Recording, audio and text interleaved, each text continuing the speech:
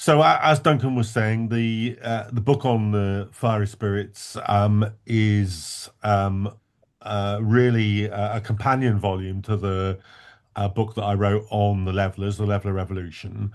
The Leveler Revolution looked at the formation of the Levelers in the network of gathered churches, of underground print, of crowd mobilizations in London, and at their formation as a political organization and their effect on the course of the English Revolution. But it was always my case in the Leveler book that the Levelers were part of a wider spectrum of a radical thought and organization in the English Revolution. And in this book, I wanted to look at the way in which radical parliamentarians, radical MPs, related to that, were part of that, were a related but separate part of that kind of radical bloc. And I think the book really altered shape. I think probably more than any other book I've written, altered shape in the course of the research and in the course of writing it. And I want to look at some of the ways in which it did that, and some of the arguments that I then came to deploy in the book. And I guess the first way in which the book changed was in the time period that I was going to cover. I originally imagined that the book would cover the 1640s, really, from the calling of the Long Parliament through to the execution of the king, which was more or less the time period covered by the Leveller Revolution. But in looking into the fiery spirits, the MPs that I was focusing on, it led me back really to the parliaments of the 1620s, particularly through the figure of William Strode, who was the MP for Beer Alston, whose father had been an MP. Sir William Strode had been an MP, and indeed they were for a period at the end of the 20s MPs at the same time. And if I can just find the way to move this slide on, which doesn't seem to be responding. Yeah, there we go. So that kind of led me back to the crisis in the parliaments at the end of the 1620s, and through looking at the Strode family involvement in the sort of growing opposition to Charles I's monarchy, I began to revisit a debate about the longer term causes of the English Revolution, because, as some of you may know, there's a great deal of debate about whether there are indeed any long term causes of the English Revolution, or whether it was simply a product of a short-term crisis for the monarchy, triggered by a series of events more or less immediately before the calling of the Long Parliament. And one of the things that struck me very forcefully, and which I document in the book, is that there was a substantial political crisis which resulted in a parliamentary incident famously depicted here, where Speaker Finch is held in his chair by Hollis and Valentine. William Strode was part of the group which organised this protest, held in the chair in order to stop him dissolving Parliament on the instruction of Charles I, while MPs read out a kind of radical programme, a radical critique of Charles I's government, the dissolution of Parliament eventually being pushed through and leading to the 11 years personal rule. But what really struck me and what I've tried to describe in the book is that this was part of a much, much wider political crisis at the end of the 1620s. There were substantial mutinies by mariners, substantial revolts in the army, the assassination of the Duke of Buckingham's astrologer by the London crowd, the assassination of the Duke of Buckingham himself by a discontented soldier, John Felton, the celebration of Felton's murder of Buckingham by a substantial part of the population, a tax strike by merchants, and various disafforestation and grain riots in different parts of the country.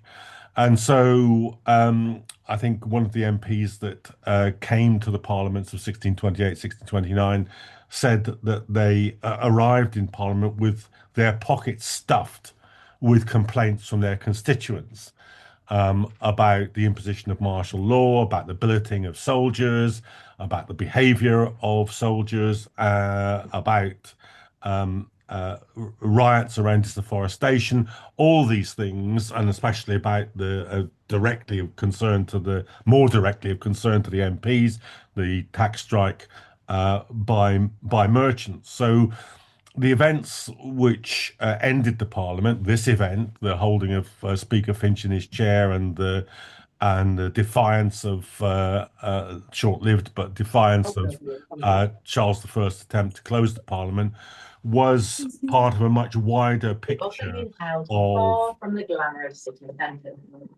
of social division, social conflict in England at the time. And in that sense, I think that this crisis kind of stands in relationship to the crisis of 1640, perhaps rather in the way that the 1905 revolution in Russia stands to the 1917 revolution. 1905 is often described as the great dress rehearsal of 1917. And in a way, I think the crisis of the late 1620s was the great dress rehearsal for the crisis of the 1640s. And I try and trace some of the direct ways in which they were linked. They were linked most of all and most directly and most obviously by William Strode himself, who was imprisoned for his part in this parliamentary revolt, held in prison for the entire 11 years of the personal rule, only freed by the short parliament. Actually, becomes a leading figure in parliamentary resistance. He's one of the five members that Charles I tries to arrest in 1642. So his life is a picture of that connection between the two events. But even those of the fiery spirits like Alexander Rigby, and we'll come on, I'll show you the four fiery spirits I concentrate on most in a moment. But even figures like Alexander Rigby, who played no direct role in the events of the 1620s, nevertheless, in the Long Parliament, took up the cause of those people who did. Alexander Leighton, the Scottish minister, imprisoned and tortured by the regime in the 1630s, was championed by Rigby. So was John Lilburn, as a matter of fact, and some of the issues raised by that became part of the radicals' kind of cause in Parliament. So let's just take a little look at the people we're talking about. William Strode, or Stroud sometimes, is, as I've described, the MP for Beer Alston near Plymouth. His father, an MP, long-standing family, friends of the Drakes and Raleighs and the heroes of Elizabethan Elizabethan seafaring. Alexander Rigby, as I said, not an MP in the 1620s, a lawyer, elected MP for Preston, um, um, and that so this is that's Frees is the family tomb of the Strodes in Plimpton. That's William Strode amongst his family there. The top corner picture is an image of Alexander Rigby.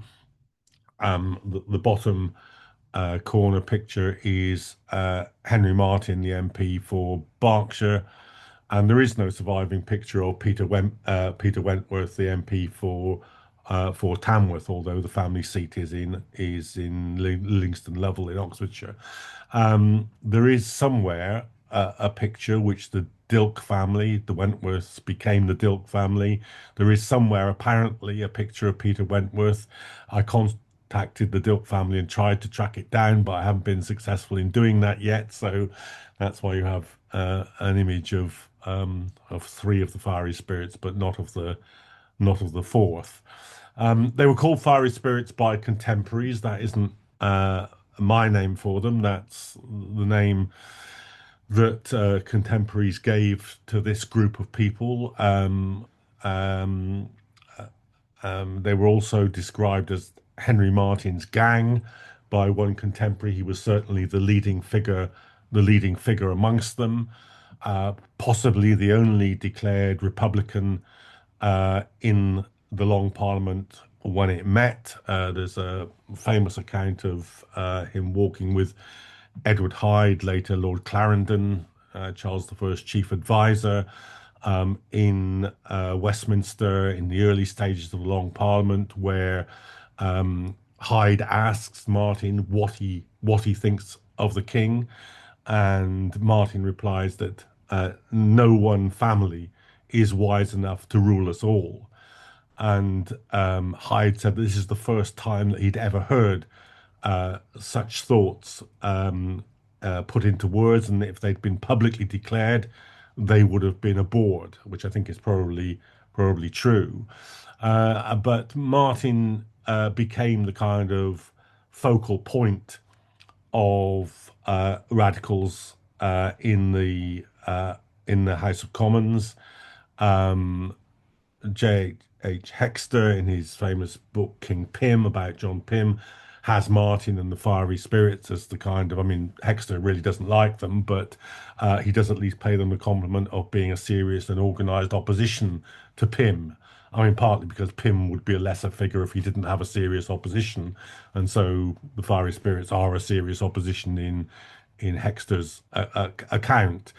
Others have also talked about this developing core of radicals in the Long Parliament. Sarah Barber, who wrote a biography of Henry Marten, but also wrote a book more widely describing this current, the sort of ultras, the win the war ultras, as I think she describes them, and certainly they became defined as being the most radical part of the war party in the Long Parliament. As I say, Marten was their leading figure, their kind of organising figure in some ways, and although it's quite difficult to get a focus on Marten's personality because he was um, widely disliked and by both royalists and by more moderate parliamentarians.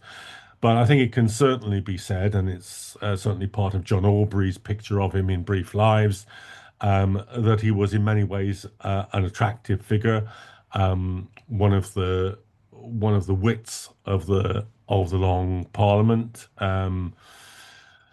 famously caught napping on the benches by one of his political opponents, who suggested that the nodders, i.e., people who were falling asleep on the benches of the House of Commons, should be put out, i.e., expelled from the Commons. Marten, who wasn't quite as asleep as he looked, got up and said that he thought that the noddies, the bores that put them to sleep, should be kicked out.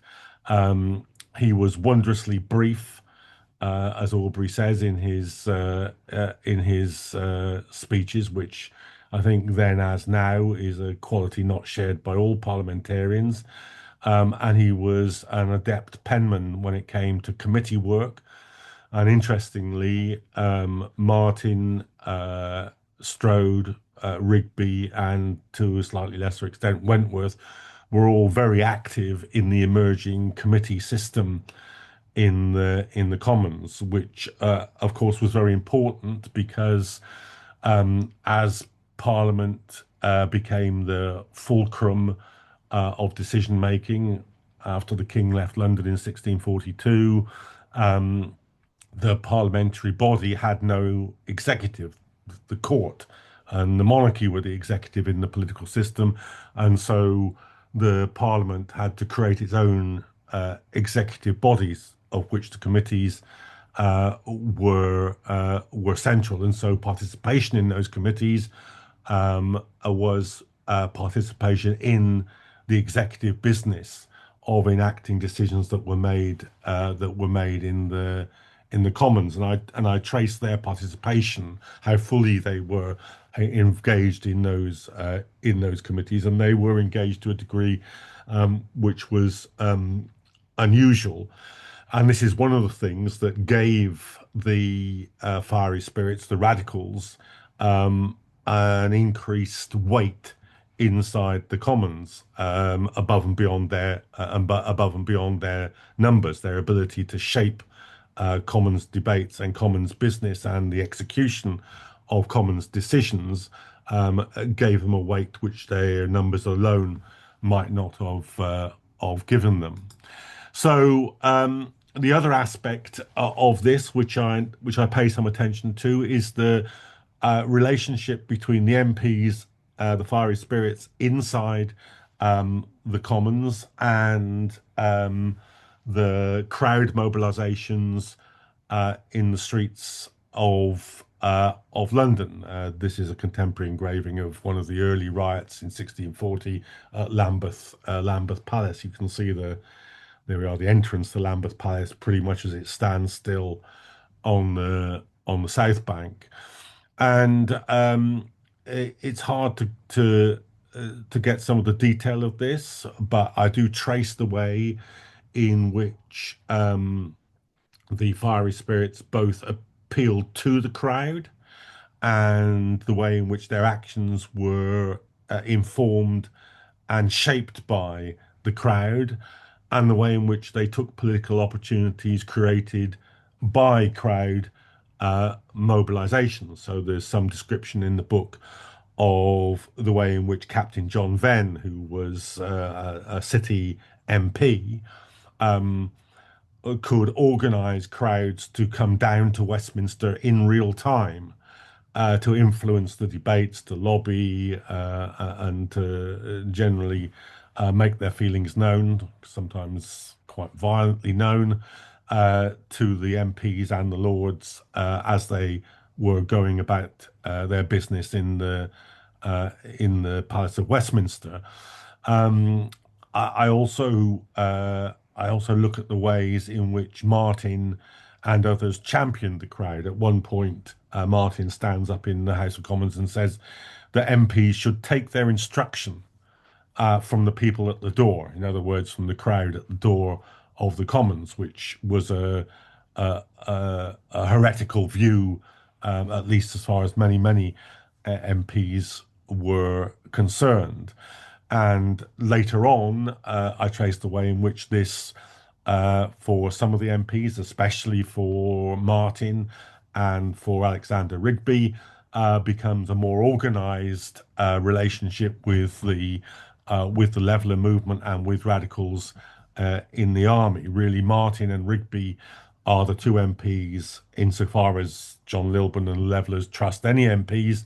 They trust Henry Marten and Alexander Rigby, constantly appeal to them for help. They often receive that help, sometimes ungratefully, when the MPs are unable to perform specifically the task of getting Lilburn out of jail, which seems, given how many times he was being put in jail, was a big ask in any case. But not only that, on other issues, for instance, legislation dealing with monopolies.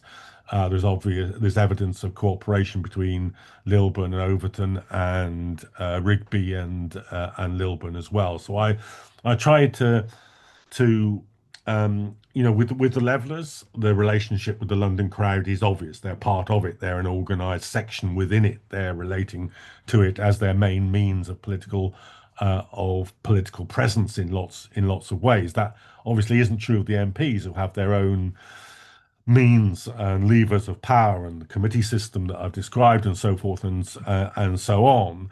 But I no less do try to trace the way in which they did have an organised relationship with the London crowd. Um, and and beyond that, a picture of the Commons as it existed at the time. And beyond that, I also try to look at the process of political representation, of how ideas formed uh, amongst popular agitators or by popular agitators and amongst the crowds, and later on in the publications of the levelers and the army radicals are represented inside the House of Commons, how those debates are influenced by those discussions. Um, and that, in a way, led me to deal with some issues to do with how social class and political representation interact. Now, of course, talking about social class is a contentious business in 17th century in 17th century history, and there's a very long-standing argument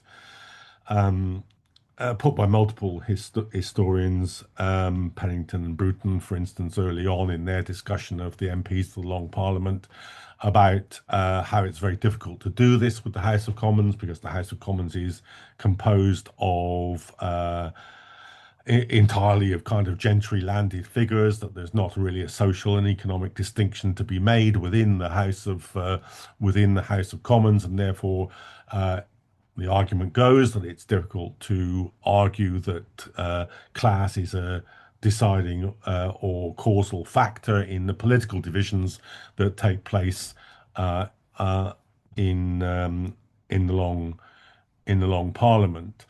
And I've tried to unpick that argument a little bit through the history of the fiery spirits. And I think the first important kind of argument in this is to say that all classes are represented by multiple political projects. I mean, we're very used to this in modern terms. We don't assume that the working class is just represented by one political party or one political movement.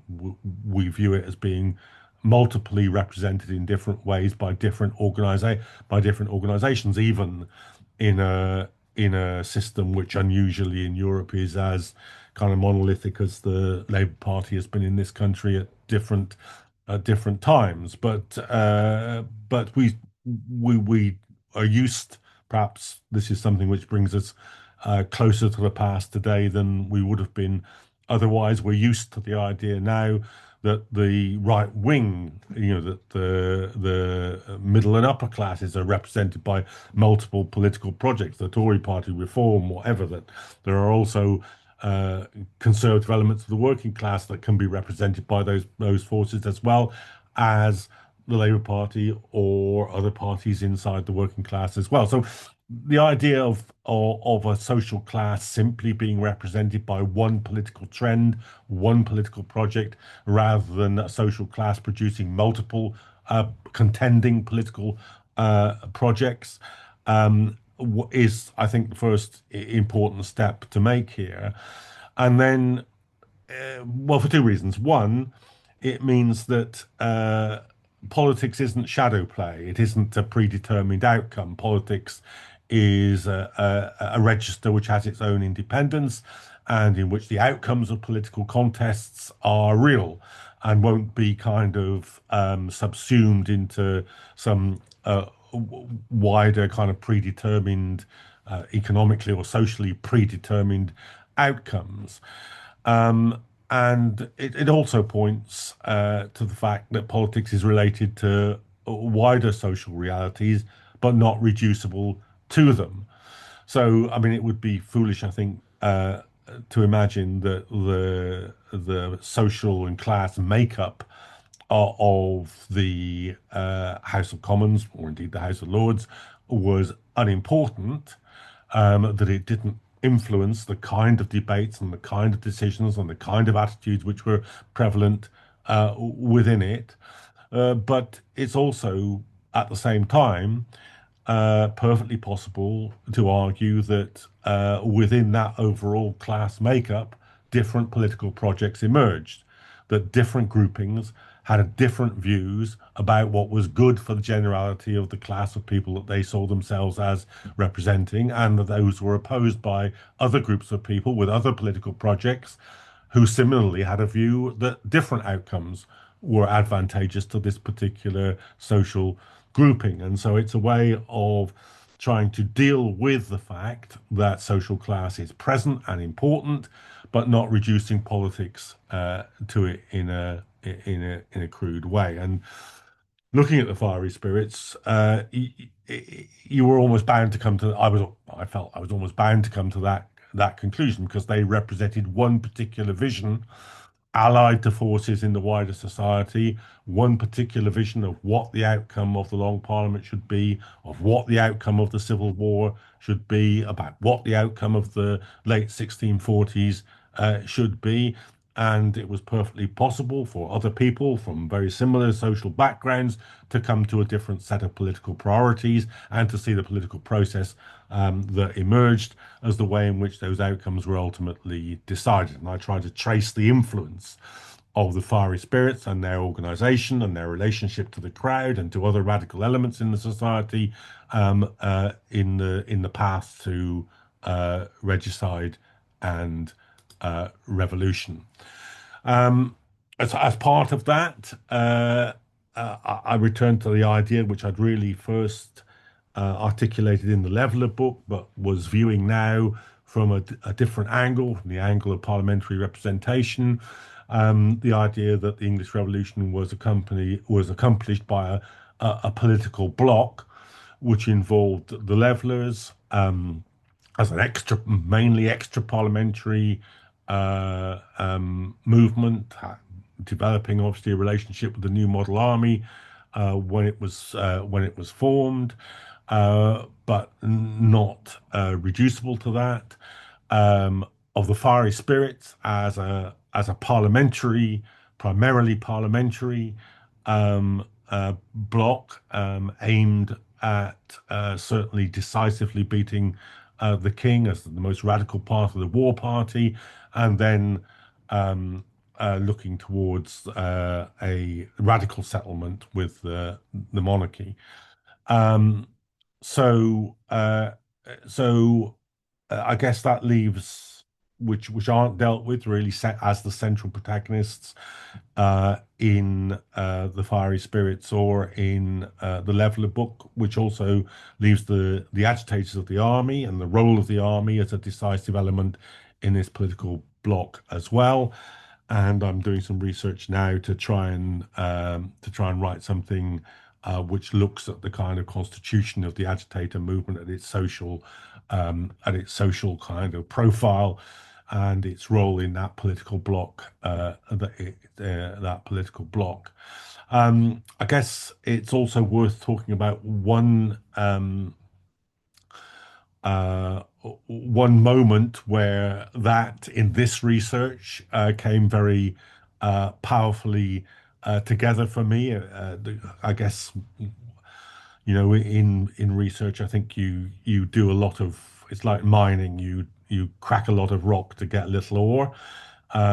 This is one moment where I think that political block was illuminated in the course of this research. The handwritten document that you can see on the slide was for a very long time considered lost, and indeed it was considered lost when I wrote the Leveller book, and I referred to it as lost in that book. It's Henry Marten, Commissary General Henry Marten, um, Oliver Cromwell's son-in-law, often thought to be the intellectual mainstay of the independents and of the officers around Cromwell in the New Model Army. Um, it's his resignation letter in October 1648 from the New Model Army. Um, at this stage, Arten, although he was the main intellectual critic and practical organizer against the Levellers in the Putney debates a year earlier, he has by this stage become convinced that a more radical course is necessary, that it probably will be necessary to put the king on trial. A final settling of accounts with the monarchy is necessary, things he wasn't convinced of a year a year earlier. And he's frustrated at his inability to be able to get such a course of action adopted by the senior leadership, senior officers of the New Model Army. He takes himself off to Windsor and attempts to resign from the New Model Army in frustration, and sends this letter of resignation. As I say, it's it has long been considered lost. Now, I certainly didn't find it. Clive Holmes and David Comey, two very distinguished historians, I think both claim to have found it. I don't want to interfere in that discussion at all. Whether they both found it at the same time, I don't know. But anyway, it is a considerable find, not least because there are actually two letters: a letter of resignation to Sir Thomas Fairfax, the commanding officer of the New Model Army, and a letter of resignation to Speaker Lenthal in the Commons. And in the letter, Arten does indeed explain his frustration at being called a turncoat and a coward and siding with the king. And you can see that the letters bear out very graphically how completely fed up he is at his inability to kind of break the political logjam. What was interesting for me, though, I mean, that certainly is interesting, but what was even more interesting for me was that in this file of Arten's documents in Lambeth Palace Library, there is only one printed document. They're by and large handwritten documents. There is only one printed document folded into the documentation, folded into the same place as these letters exist, and that is the Levellers' large petition of September 1648. And this is the time when Arten is working on the remonstrance of the New Model Army, and you can see the input of Leveller ideas into that document, very substantial input of Leveller ideas into that document, which then goes on to be meetings between Arten and the Leveller leadership, and essentially a pact for common action, which Cromwell then endorses himself in the final months before Pride's Purge and the setting up of the High Court of Justice and the trial and execution of the king. So that was a moment illustrative of that political bloc coming together in the final months of the English Revolution. This is work in progress. As I say, there are two of the key elements of the political bloc that made the English Revolution that I've described. working, as I say, on the agitators, or I am working on the agitators when the idiocies of the US president allow me the time to do that. And I hope that I'll be able to round out that argument in that book. So I think that's about it. Thanks very much indeed, John. Right, this is time for questions and comments. If you can put your lots of claps, thank appreciation there. If you can put your hand up in the reactions button, that's the best way I can see you. So who wants to go first? What? Okay. While I'm waiting to see anybody, if right, I've got. I'll just ask my question, then bring in Tony Hodges, who's put his hand up. I'm just wondering, John, if you can say a bit more about the objectives of the Fiery Spirits. I mean, was it mainly about pursuing the war with the king? Was it about replacing the king? And also, how influential do you think they were compared with, say, the independents? You've just been referring to Henry Marten's work. Mm. I mean, there is a question really about were the independents more significant than the fiery spirits? Could you comment? Yes, um I think they were significant in driving the agenda. I mean, even in the early part of the Long Parliament, um, uh, part of what John Pym would do would be to rely on more um, conservative forces when he felt the fiery spirits were going too far, but to rely on the fiery spirits when he needed to kind of move the agenda on. So I think they had, even at that relatively early stage, and this is before the kind of polarization of the Civil War has created a larger radical constituency. I think they were effective. And although I don't follow Hexter's reasoning, I think in taking them seriously, um, he was correct. He didn't like them very much. Well, he didn't like them at all. But he did take them seriously, and I think he was right to do that. And I think um, in terms of um, making connections with the extra parliamentary radicalism.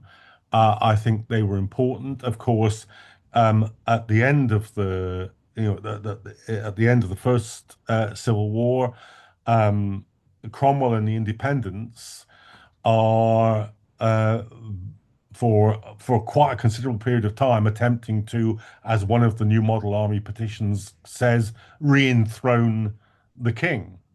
Uh, Henry Marten describes Cromwell at this point as king-ridden.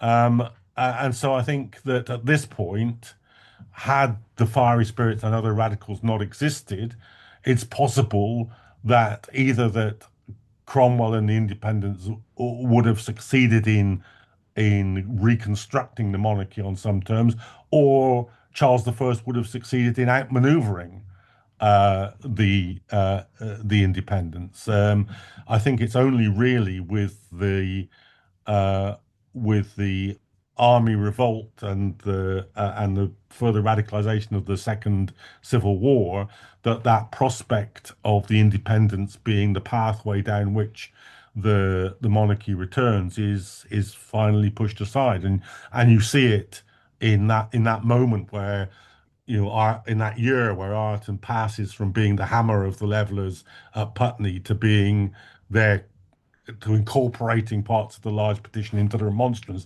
you see that movement. Thanks very much. Right, Tony Hodges. Just a very brief question, which I imagine most people in the meeting can probably answer, but it sort of illustrates my ignorance. Is there any commentary or analysis in Marx's writings on the English Revolution? Yes, there is. I guess the best way to access it in one place is that long ago now, Christopher Hill wrote an essay about Marx and Engels and the English Revolution, in which he kind of um, very skillfully brings together the scattered comments that Marx and Engels make about the English Revolution into a kind of coherent account of what they thought. It's really, in many ways, in my mind, it's one of Hill's strongest pieces of work, and I think for him was a foundational piece of work as well. So that is still probably the single um, best short summary of that material, of bringing together Marx and Engels' remarks about the English Revolution. Thanks. Francis King. Oh yeah, fascinating talk, John. And you related the if you like the politics of these MPs, the fiery spirits and others, to the London crowd, and you relate them to different political projects in social classes. But one thing I was wondering, nominally, these guys were representing certain geographical constituencies. Was there any relationship that you could discern between the sort of ideas that they were expressing in Parliament and in their national political activity, and any kind of basis of support in their areas, or were they just kind of chance elements who happened to get elected who were pushing these sorts of lines? I go into this. I go into this quite a bit in the book. I didn't have time to sort of lay it all out tonight, but they're a disparate group, sort of geographically, and therefore quite interesting. Alexander Rigby in Lancashire, and perhaps I should have mentioned this, is not only an MP, but he's a considerable military figure in the parliamentarian armed forces during the first Civil War, and he's in a county which is I think the most Catholic county in England at the time. He's part of actually he's related religiously to Presbyterianism, so he's not anybody who's in the gathered churches or anything like that.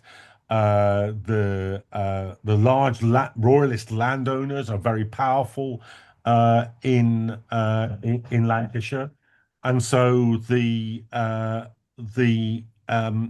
social interactions that he has and the way in which parliamentarianism is formed is very much shaped by that. And there's some quite interesting work which I cite about the way in which royalist tenants reacted to the attempt to mobilize them for the royalist army, as opposed to how parliamentarian mobilization worked. So that's one interesting kind of local dimension to this. The Strodes in Devon, so especially in the 1620s, seaport, seafaring, a lot of naval mutiny going on, and a lot of discontent about billeting on the local population, which is directly motivates things that they've got to say in Parliament at that point.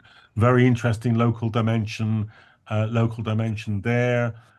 Henry Marten, his father is the first rich Martin, so they're kind of nouveau riche, really, and his relationship with the in Oxfordshire, is with the tenantry is also very interesting. I don't think that the Martins were. I think they were buying land as prestige, and they weren't interested in kind of improvement in the same way that some of their neighbours, who perhaps they should have been more interested in improvement, because their neighbours then, when bankruptcy overtakes Henry Marten, buy up their land. But it did mean, I think, that they were quite popular figures. The whole of the Vale of the White Horse celebrated, we're told, when Marten was elected as an MP. So yeah, there is some interesting stories there. David Morgan, you're next. Thank you, John. Excellent talk. And I must confess, I haven't read the book, so my comments are just based on your presentation tonight. I'd like to follow up on what you were saying about the crowd and the parliamentarians. I mean, first of all, how would the people in the country or this crowd know what's being debated in Parliament? I mean, I don't think there was any there was not Hansard till the 19th century. I don't think there were court reports at this time. Do we have any transcripts of any of the parliamentary debates and the speeches? I know Carlyle published Cromwell's speeches, but I don't think they were all delivered in Parliament, as far as I'm aware. That most of that is included in letters as well. So but that's my scanty knowledge of it. I'm not a historian expert like some of the eminent people gathered around this meeting tonight. I can see some names there. I'll say, what an idiot! What is he talking about? But I'd like to know what are the sources for the discussions and debates, and how the radical parliamentarians related their ideas to the public, and vice versa.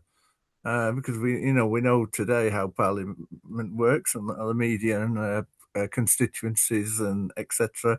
and assistants, secretaries who liaise with the constituents. But what happened in those days? I mean, you say that their pockets were filled with protests. Obviously, people brought petitions. Levellers brought petitions.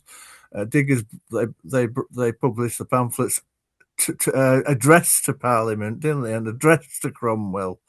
So maybe you could say a bit more about that, to sketch in a bit of the sources and a bit of the how the political process worked in those days. Thank you. Yeah, I mean, famously, with the calling of the Long Parliament, the censorship regime of the government breaks down, and there's an explosion of print. So pamphlets, then weekly news sheets, the Mercuries, essentially the birth of the newspaper, mean that certainly in London, where there's a very high literacy rate, something like 70% adult male literacy, means that you've got a terrifically aware London crowd. I mean, Andrew Murray, when he reviewed the book, my book, I wish I'd made it, but he made it in the review. He said probably the gap between what happens in Parliament and what the mass of the population know and engage with was probably smaller in the 1640s than it is today, even with all the mass media and the reporting of Parliament. You know, a certain section of the population, at any rate, was very, very closely engaged with this, and often physically present, or a section of them physically present around Westminster for weeks on end or days on end. You read the sort of accounts of, there's an account of a wood turner, famous account of a wood turner in the city who's always coming down to the city as part of the crowds, hearing about the debates. We know that even in the early stages, there were kind of committees, Pymite, John Pym supporters, meeting in taverns, and messengers would come and tell them what was going on in Westminster.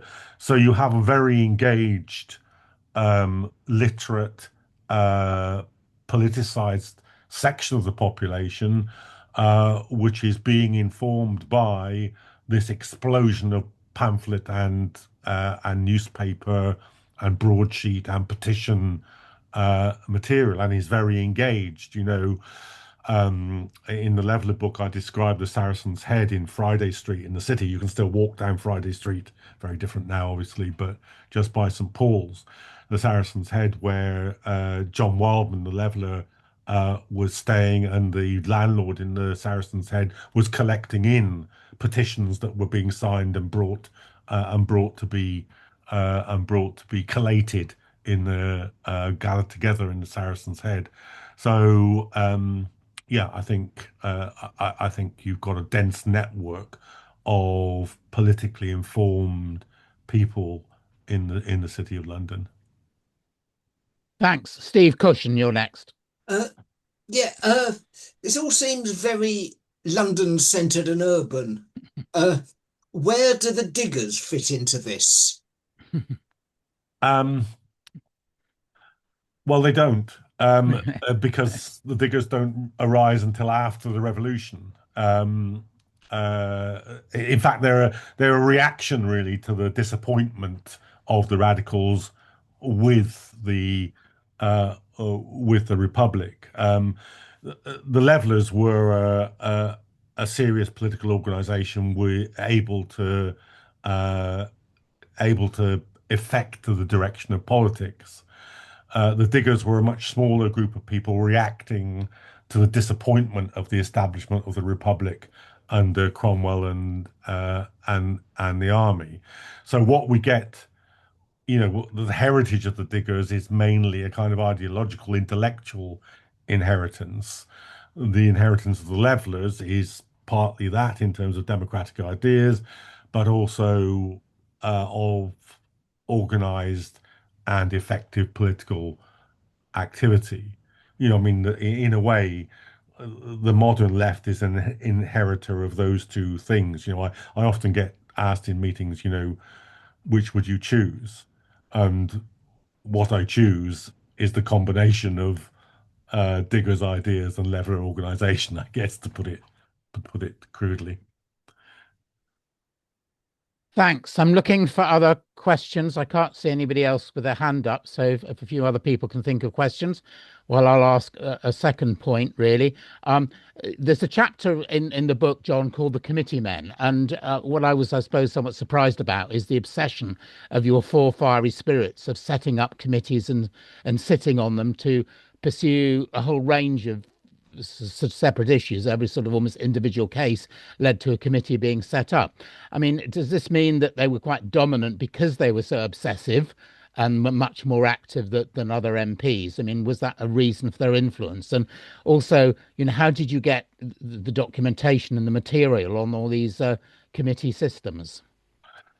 Um, well, just yes. I mean, the committees are very important because, especially after right from the beginning, but especially when the king flees his capital, goes to Oxford in 1642, never returns to the capital until he's brought back for trial at the end of the revolution. The court goes with him. Most of the lords go with him. So what would have been in the 17th century political system, the executive of the political system. There's no cabinet, there's no government chosen out of the House of Commons or the Parliament as a whole. The court and the monarch is the executive, and that's gone. So you've got to have some way of enacting the decisions that are made in the Commons, and the committees were that. And eventually, I mean, the first of the general committee is the Committee of Public Safety, an English, not a French invention, as a matter of fact, was the first attempt to do that. And then, the Committee of the Two Kingdoms, when the Scots joined the war, later the Derby House Committee. That is then the leading government general committee, under which there are all sorts of other committees for money, raising finance, the army, yada yada yada, and the whole business of running a war, not least. And so committees proliferated. In fact, there was a committee which Henry Marten sat on, which was a committee to reduce the number of committees. I know. Yeah, I noticed that one with interest, some amusement. Thank you. John Trumbull, you're next. Yes, I wanted to ask about all the attacks over the decades on Christopher Hill and all of these revisionist historians. I have the misfortune, I did my PhD at Harvard, and I had to deal with Mark Kislansky all the time. And he was very angry about me felt that, I was defending radical historians, although I felt he didn't even see that among Marxists and radical historians there were differences of views. I know Christopher Hill was very good friends with Victor Kiernan, who I did a lot of work with. But, those of you who've seen David Parker's work, Victor had a lot more aspects of aristocratic persistence than maybe Christopher Hill did. But I just wanted your thoughts because Kijlansky used to always write triumphantly. He wrote that essay where he said that it's, difficult. It's becoming difficult to remember how influential Christopher Hill once was. And they spent so much time trashing him all the time. And that was my experience in a PhD program. And I'd like to hear your thoughts about the revisionists and where they are. And, you're bringing some new things to the table now. And, I'd like to hear your response to these historians who have been so inimical to socialist historians, I think. Thanks. I do notice David Parker is with us, I think. So David may wish to comment in a moment. But John first. Yeah, well, I think I was lucky really when I did the work on the levelers and published the book in the sense that the sort of high tide of revisionism was behind me at that point, and indeed. I kind of entered into a moment where certainly about the levelers there was a revival of much more sympathetic work. Rachel Foxley's book on leveler ideology and a whole swathe of stuff that got published around the same time and after I did the levelers book. Mike Braddock's biography of Lilburn. I mean, when I wrote the Leveler book, there'd been no single volume study of the Levelers at any length since Brailsford's book in '61. And the same was true when Mike did his book on his biography of Lilburn. There'd been no biography of Lilburn since Pauline Gregg's book at the same time. So, I think it's widely recognized by historians now that we are in a post-revisionist atmosphere. I think revisionism kind of blew itself out because it was essentially a negative. It said no about a whole series of things that not just Marxist historians but others as well had said. It denied the any serious long-term causes of the revolution. So I think I was lucky to come in at a point where there was more sympathy or at least willingness to listen to a different set of arguments. So I think the revisionists have sort of have begun to evaporate because they didn't have another positive account of why this happened, or not a broadly convincing account of why this happened. And I think with Hill's reputation, I mean, it's still true that lots of people are critical of Hill, but I think Mike Braddock's recent biography of Hill has done a lot to kind of redress the balance, not least simply in taking him seriously, not necessarily agreeing with everything. And it does contain one absolutely critical argument, I think, which is to convincingly demonstrate that Hill wasn't an economic reductionist. I mean, this is it always strikes me as slightly odd even to have to put that argument, but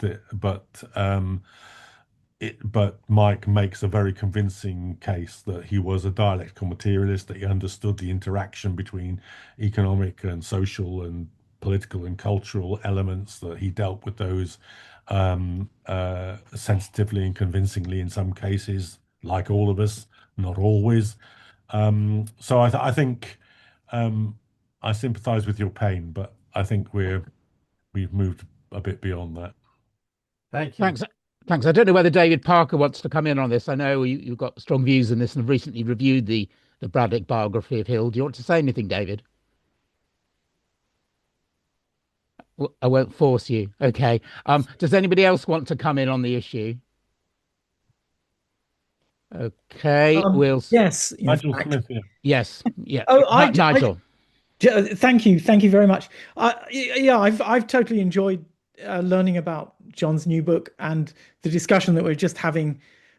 Surely it's now the case that, and we've had a session about Braddock's biography of Hill in this group. Yeah. So Hill has become a very properly a historical figure in his own right, and his reputation thereby has become recuperated a great deal. That I think is what we should be thinking about, and tying up the contents of John's book to the work of people like David Como, which have reconstructed the English Revolution as a revolution. And just very briefly, I just one further point, and I hope I didn't make it in the Braddock session, that the study of radicalism was alive and well in other disciplines outside history during the rage of revisionism. So I'm a literary scholar, and there wasn't really any impact. There was a cold wind of revisionist insight, but at the same time, a lot of people just interested in what radical writing actually involved as writing, and Hill's reputation was received with much more enthusiasm there. That's it. Thanks, Nigel. Right, John, did you want to comment on that, or shall I bring in the next question? No, I mean, I think that's true. I think Hill's reputation survived much less damaged in sort of literary studies and so forth and elsewhere. I mean, I should say, because otherwise my co-editor will be cross with me, that we organised a conference on 50 years since the publication of The World Turned Upside Down a few years back, with a number of leading historians speaking at it. And the essays from that are just about to be published by Boydell and Brewer.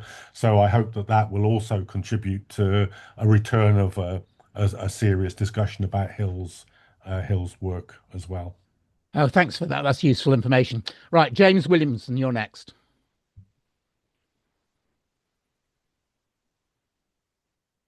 Unmute, James. Unmute.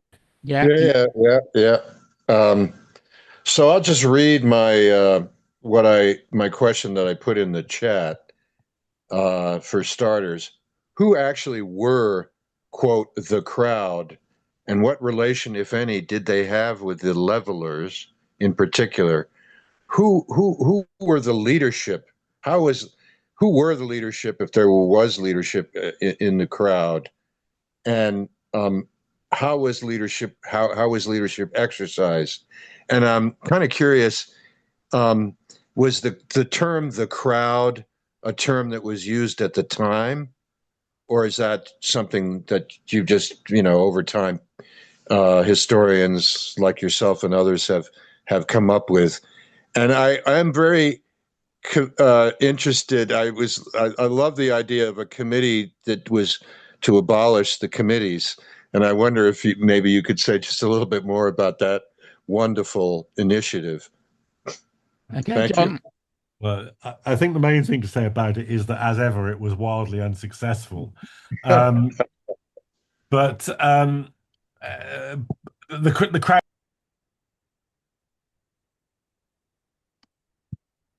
Sorry, we just lost your voice.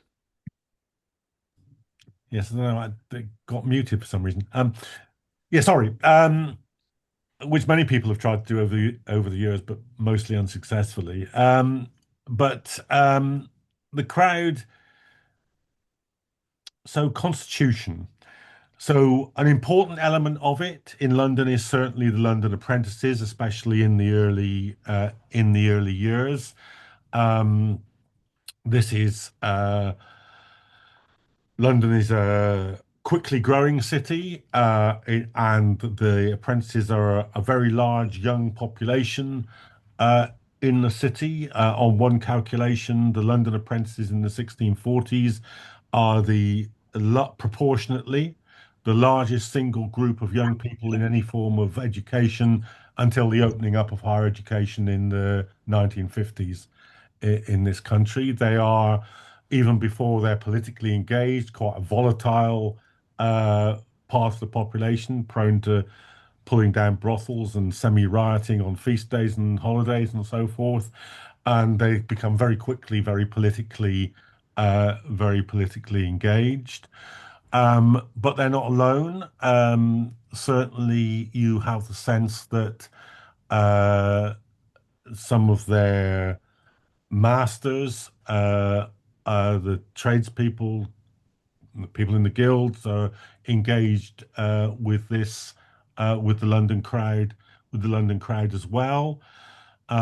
In terms of the leadership of it, and I deal with this quite a lot in the Leveller book, but also again in the Fiery Spirits.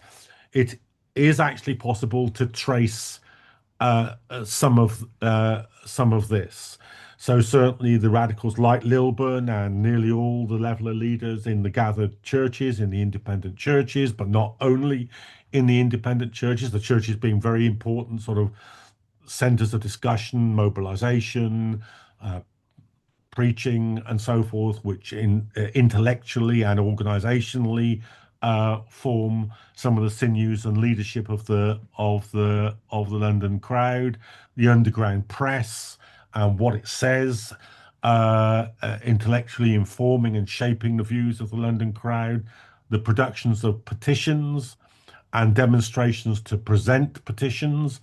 So you have, for instance, on the bottom of one of the petitions, gathering Covent Garden to take this petition down to Westminster, and gives the date and so forth. So you can begin to see that happening. And this is all by and large before actual political organization in the form of the Levellers emerges. And then with the Fiery Spirits, you see MPs like John Venn sending messages up to the city, and I trace one set of messages that's read out in this shop, and then the people in this shop go down the road and read out the message in another shop and say, Captain John Venn says that the worst sort in the House of Commons are about to overpower the better sort, the well-affected, come now.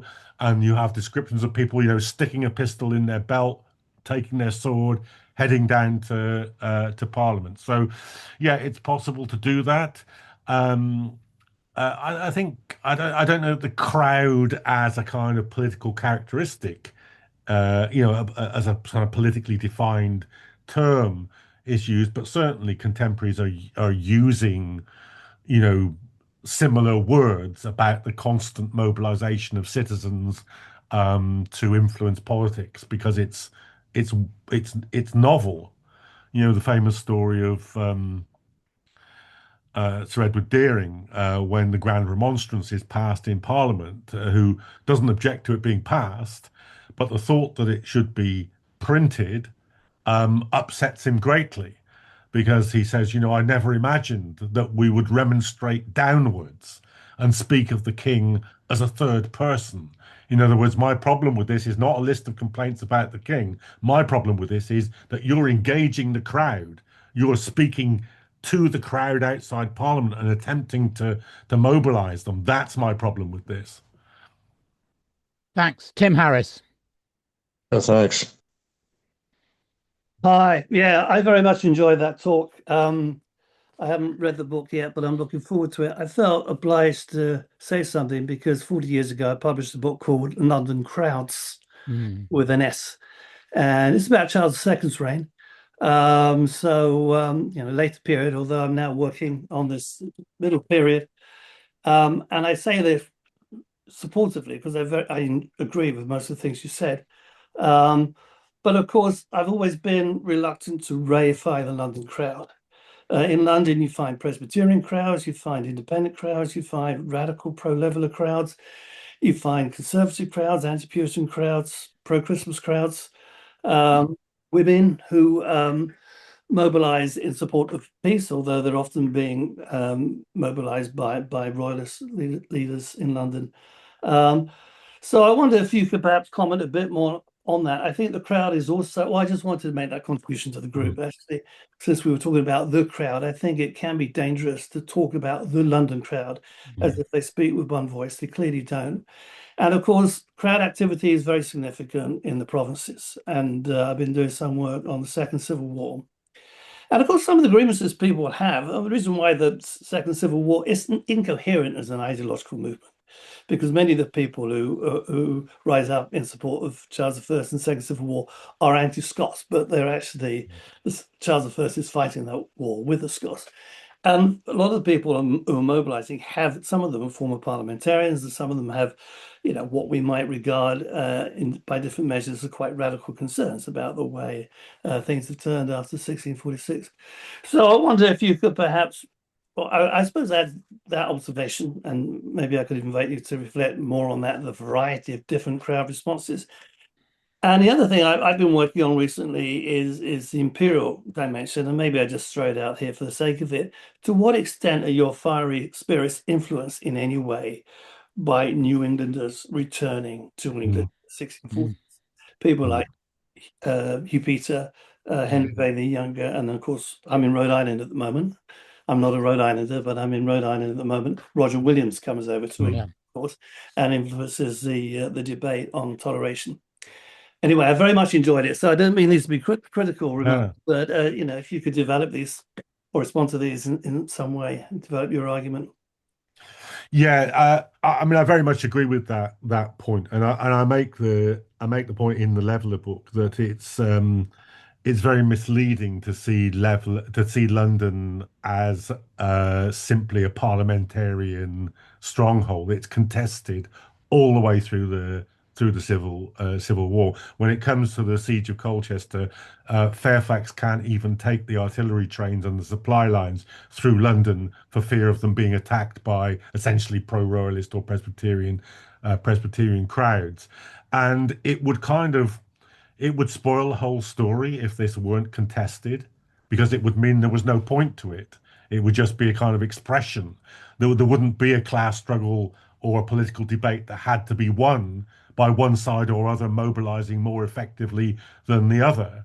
And so it's absolutely central to see that at every point, more conservative forces, sometimes royalist, sometimes conservative parliamentarian forces, had the ability to mobilize and sometimes out-mobilize the radicals. So, at various times the peace petitioners are more powerful than the radical crowds in London, and the radicals have to think, how are we going to get back in the game, the game here? And Marten was actually part of that, and I spent some time in the Fiery Spirits on the so-called Royalist Summer of 1643, when the Royalists were definitely in control of the thing, and it was really only efforts by the Fiery Spirits, but then which then got quite cunningly, Pym expels Marten from the Commons, and the Pym project kind of inherits the popular mobilization and turns it in to the parliamentarian armed response that raises the siege of Gloucester, fights the Battle of Newbury, and regains the initiative from the Royalist Summer. And that's one very important moment where actually both the conservative forces are winning. The parliamentarians, including the radicals, have to mobilize to stop them, but the actual benefit goes not to the radicals who were at the core of it, but to the more conservative elements in the parliamentarian side. So it's a very complex and interesting moment there, and certainly not the only one. And on the Second Civil War, the situation in Lancashire is very interesting, because the parliamentarian side is Presbyterian dominated. Alexander Rigby is certainly more politically radical than they are, and sympathetic to the Levellers, whereas they are actually printing attacks on the Levellers one after the other up in Lancashire. So you'd expect them to be perhaps sympathetic to a Presbyterian Scottish invasion.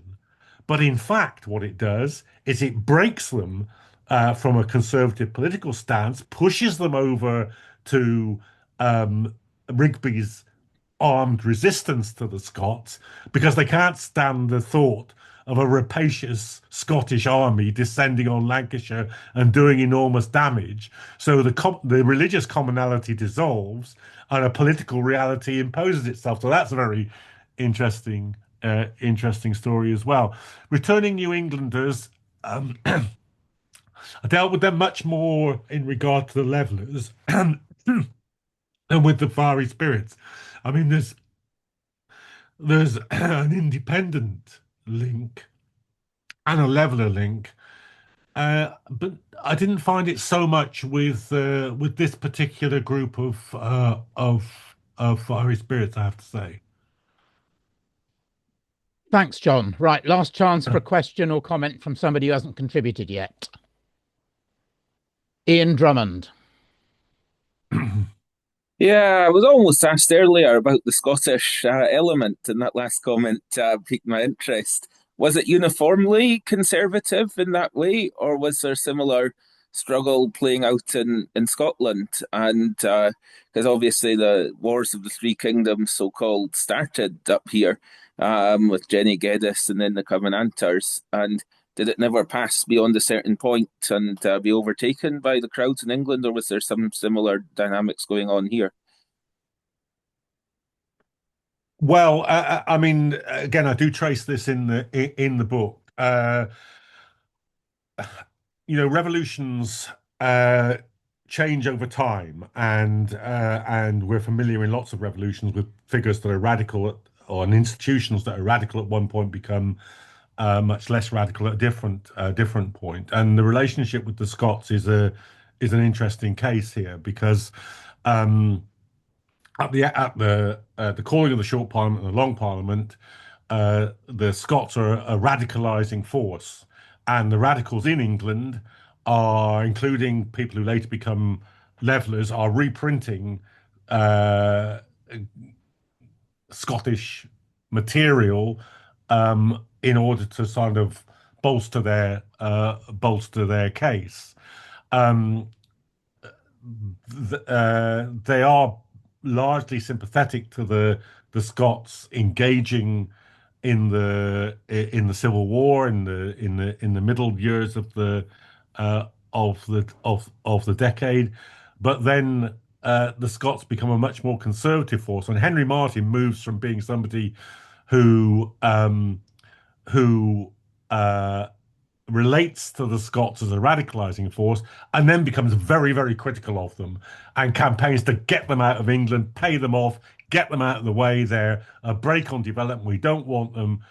We don't want them here, and is involved in the Speech Out of Doors campaign, which his one of his allies makes, which is essentially an anti-Scottish campaign. And at one point, he makes which every revolutionary should know, really. He says, with the Scots, there are some people they're reading off last year's almanac. This is a thing that has been done, but not a thing that should be still done.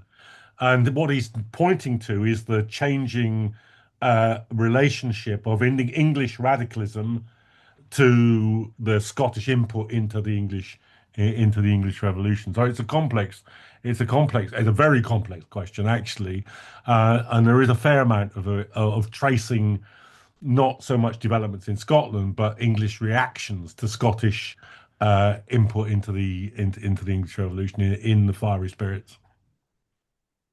Right, thanks very much. As I can't see any more questions, John, any final comments? No, thanks very much. Great discussion. Pleasure to be here. Okay, thank you very much, and thanks to everybody for joining us. So it was an excellent presentation and a good discussion. For those of you that aren't members of the Socialist History Society, do join. We put on these things online, which means you don't have to pay anything, but it would be nice if more of you could actually join the society. In joining the society, you get there's a newsletter every so often, but also copies of our academic peer-reviewed journal, Socialist History, and a couple of occasional publications a year written by our members and friends, sort of pamphlet-sized documents. Right, I saw a hand up then from Monique. Was that okay? I know that maybe it wasn't a wish to intervene. So thanks very much. In terms of the next meetings we have, all right, that's how to join the Socialist History Society, our membership arrangements. The next events we have are Deborah Parish speaking on the history of witchcraft on the 2nd of June. And then we have our annual general meeting, which is face-to-face. We actually see people rather than just do it online, on Saturday, the 6th of June. And we have Donald Sassoon speaking on his latest book.